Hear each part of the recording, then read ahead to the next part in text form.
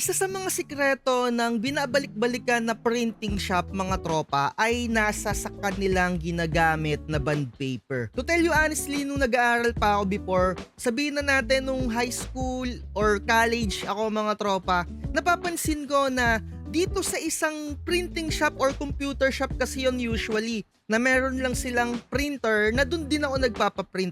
Napapansin ko dun sa isang pinagpapaprintan ko, manipis yung kanyang papel and medyo napapangitan na ako sa ganun. And one time, nagawi ako sa ibang location na nakita ko napakaganda nung bond paper na gamit nila. Nadihamak na may pagkakapal yung papel na alam mo yon na meron akong hindi ko alam na basta kung meron din kayo neto, yung medyo konting pagkaarte lang na keso nagugusot yung bond paper, parang medyo masama na sa loob ninyo. Syempre, present ninyo or isasubmit ninyo sa teacher or sa professor ninyo na ayaw nyo naman talagang mag-submit na gusot-gusot na papel, di ba? Kapag maninipis or let's say na meron na kayong idea, 60 to 70 GSM, medyo may mga pagkanipis yan. Kaya naman, doon ako nagpapaprint sa medyo makapal yung bond paper na ginagamit nila. Kung kayo ay mayroong printing business, napaagandang gamitin or talagang tinitiyak ko na babalik-balikan kayo kapag maganda yung bond paper na ginagamit ninyo. Kaya naman dito sa content natin, no, lagi akong sumusubok ng mga bond paper na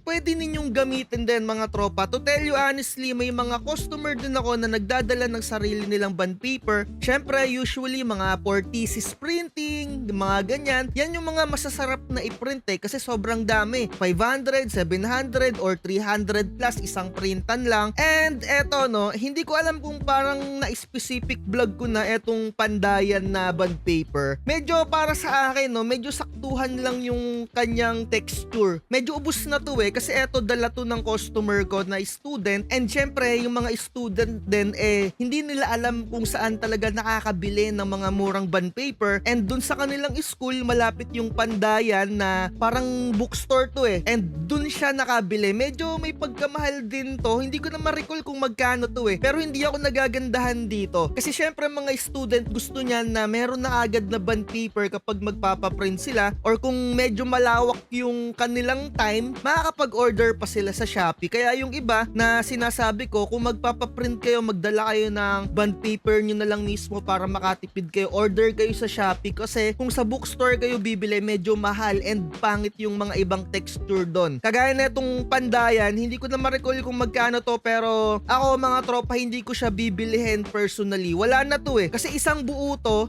nagamit ko dun sa customer ko. Nagkaroon na ako ng tira or mangilan-ngilan, hindi ko na alam kung saan ko na ilagay, na misplace ko na. Pero eto, kung sa bagay, kung i-rate natin siya 1 to 5, masasabi ko na parang medyo 2.4 over 5 lang sa akin etong pandayan. Ayan mga ganun no, basta 50-50. And syempre, na-try na rin natin etong deli, and masasabi ko no, okay siya kasi madalas siyang mag-sale kapag sa online kayo bibili. And syempre nakakagaya ko na may printing shop dito sa bahay lang namin na pwede akong mag-order anytime sa online dahil hindi naman ganun kalakasan. Para sa akin, marerecommend ko din sa inyo to kung kagaya nyo ako na gustong makatipid or magkaroon ng discount. Ayan, medyo okay to. Nagkaroon na ako ng content neto mga tropa. Search nyo na lang dyan sa reviews ng mga upload natin. Nagkaroon tayo ng specific na content dito. Maganda rin siya kahit papano.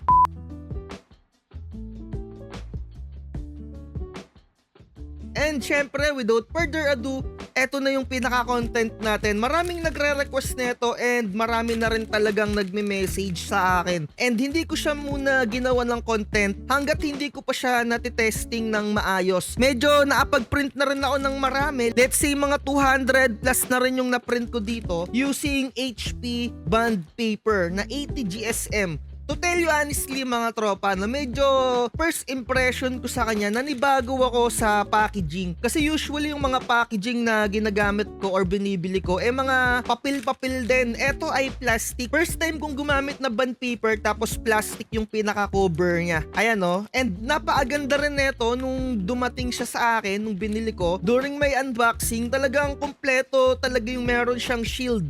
What I mean, meron siyang karton, buong nakabalot siya. Ayan, makikita nyo naman dyan sa ating unboxing. Ayan yung isa sa mga traits na gustong gusto ko kapag bumibili ako ng mga bond paper sa online. Talagang secured yung packaging niya at hindi makukuluntoy or magkakaroon ng bangas yung mga kanto. Kasi kapag may mga bangas yung kanto ng mga bond paper ninyo, medyo mahirap yan ipasok sa, alam nyo naman, sa printer. Eto medyo nagkaroon na siya ng bangas, syempre nabuksan ko na siya, and syempre medyo natatamaan ng kung ano-anong bagay. Eto medyo kinagat-kagat pa siya ng ipis ata yung kumagat dito. Pero so far so good para sa akin. Etong HP, tsaka yung pagka 80 GSM niya, to tell you honestly, nagagandahan ako dun sa pag-absorb niya ng ink. Meron akong printout dito, hindi ko alam kung makikita ninyo dyan sa screen. Eto, sinubukan ko siya sa pigment ink. Ayan, nagagandahan talaga ako sa absorption niya. Talagang kuhang-kuha niya or talagang napakaganda nung nagiging output. Eto no. And kung gusto nyong magkaroon din ng ganito, yung printer calibration na document, message nyo ako sa ating Facebook page basta ipakita nyo na nakasubscribe kayo dito sa ating YouTube channel. Eto sa pigment, ayan yung output niya. Hindi ko alam kung makikita nyo ha, pero binibidyohan ko naman dito sa isang camera. And eto naman yung sa dye ink, original ink. Ganyan yung absorption niya. Talagang ang tingkad nung pagkaitim Ganito yung mga gusto kong mga bond paper talaga. And when it comes naman sa presyo mga tropa, nakikita nyo naman dito sa screen natin around 250. And syempre kapag bumibili nga ako sa online, gumagamit ako ng vouchers. Hindi nagkakalayo yung presyo niya dito sa hard copy na usual kong ginagamit. Ayan 80 GSM around 250. Hindi siya nagkakalayo, 'di ba? And baka eto na yung gamitin ko, mag-switch na ako pansamantala dito sa HP. 'Di ba alam niyo naman na ang ginagamit ko ay hard copy at yung isa pa, yung paper one. Ako kasi nag-alternate ako kung ano yung mura at gusto ko na maganda yung quality. Pero sa ngayon baka mag-stay muna ako dito sa HP. Alam niyo kung saan ako nagandahan dito sa HP na bond paper mga tropa? Gustong gusto ko siya dahil dun sa traits na dito sa amin sa lugar namin, madalas mag-uulan dito and malapit kami sa ilog or parang Laguna de Bay ata to no. Medyo malapit kami dyan and syempre iba yung humidity kapag ganyan din yung mga panahon, maulan. Ayoko nung bond paper na kumukuluntoy kapag halimbawa walang nagpapaprint sa akin. Let's say 4 days nang walang nagpapaprint, medyo kumukulubot siya. Alam niyo yung kumukuluntoy, yung umaano siya, tumitiklop siya. Pumapangit kasi kapag piniprintan, minsan nagpi-paper jam. Eto no, medyo isang linggong nag-uulan dito sa amin and walang nagpapaprint, syempre baha, walang pasok. Ayun, talagang steady pa rin siya, diretso pa rin siya. Yun yung nagandahan ako. Medyo mahina siyang mag-absorb ng moist mga tropa. Yun yung gusto ko. Kasi yung mga ibang bond paper na nagagamit ko, agaya nung copy 1, basta yung parang kulay pink ata yun, basta yung pink, ayun talaga ang lakas mag-absorb ng moisture mga tropa, lalo na pag maulan. Isang araw lang, paper jam and kuluntoy na siya. Eto 1 week nang nag-uulan ng diretso nung nakaraan, so far so good mga tropa ko. 80 GSM na pala yung binili ko ha, meron din siyang 70 GSM, itry nyo na lang. Ako kasi ang ginagamit ko sa printing shop ko dito, 80 GSM talaga kasi nga medyo may pagka-arty ako, gusto ko, ayokong nagugusot yung mga printout ng customer ko kasi pag 70 GSM medyo nagugusot medyo nakakaya. Syempre nga ako nung intro natin nasabi ko na gusto ko kapag ipapasa ko sa teacher or sa professor ko yung printout ko, gusto ko diretsyong diretso, walang tupi, walang alam niyo yung pangit na parte, 'di ba? Mas maganda yung diretso. Kaya naman kahit na yung ibang nagpapaprint sa akin medyo malayo sa amin, talagang dinadayo pa ako kasi nga makapal yung bond paper ko and maganda siya. And para dito sa kapitbahay namin, baka makapanood mo ako, syempre, eto na rin yung itry mo na bond paper, no? Kasi medyo may mga nag-open din somewhere out there dito sa amin ng mga printing shop. Syempre hindi naman natin maiiwasan yan, kaya nga, di ba may mga sinasabi ako, kung maganda yung ginagawa mo, gagayahin yan. And syempre, nag-open din sila ng printing, wala naman sa akin yun mga tropa. Okay lang yan, kaya nga ako nagba-vlogs din dito para matuto rin kayo, 'di ba? So i-try nyo to, no? Napakaganda rin nito, may naalagay sila dito na low paper dust, long printer life, and meron din naalagay dito, no? Faster drying, border blocks, vivid color. Ayan yung mga karakteristik ng etong HP bond paper na to. Ano pa bang pwede kong ma-share sa inyo dito, no? Pero ayun yung napansin ko, no? Quick dry din siya kahit na itodo nyo or i-high settings niyo, hindi nyo makikita na medyo may pagkabasa pa siya. And never pa siya sa akin nag-paper jam, to tell you honestly. Ayun talaga yung pinaka gusto ko, yung hindi nagpe-paper jam. Kasi may mga bond paper na madalas mag-paper jam talaga. Ayan. And syempre, kung tatanungin nyo naman ako, no, kung gumagamit pa ba ako ng mga ibang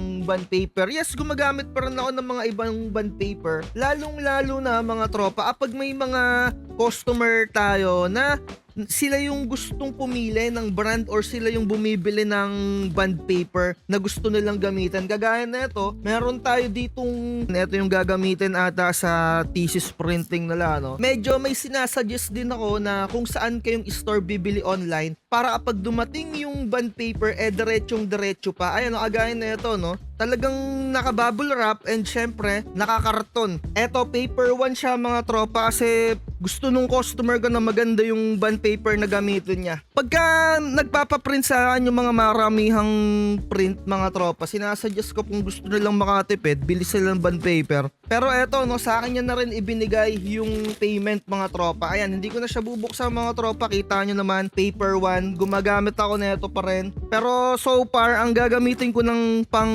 regular printing ko dito, etong HP. Nagagandahan na ako sa HP.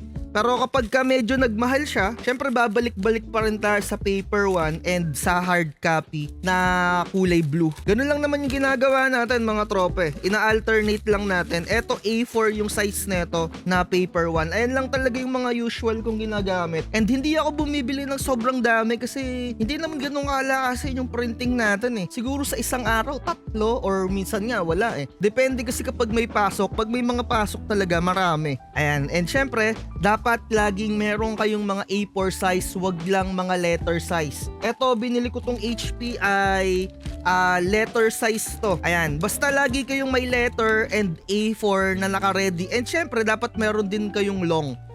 Susubukan kong bumili ng HP na long kapag ka medyo nagmura-mura siya, pero parang around almost 300 ata yung long eh, nakadepende eh, no? Almost 300, parang 290. Medyo merong pang 100 GSM netong HP, pero medyo makakapal na yun eh. Parang mga photo paper na yun o parang mga card na yung mga ganun eh. Kapag mga bond paper, hanggang 70 or 80 GSM lang yung gamitin ninyo kasi medyo mahal na yung iba. Huwag na yung mga 100. Okay na yung 80 lang. So ayan no, siguro itry nyo na lang din to, and para makabili kayo sa mga legit na mga seller, ilalagay ko na lang sa description para hindi kayo maligaw at kung saan-saan kayo makabili. Baka mauto pa kayo eh.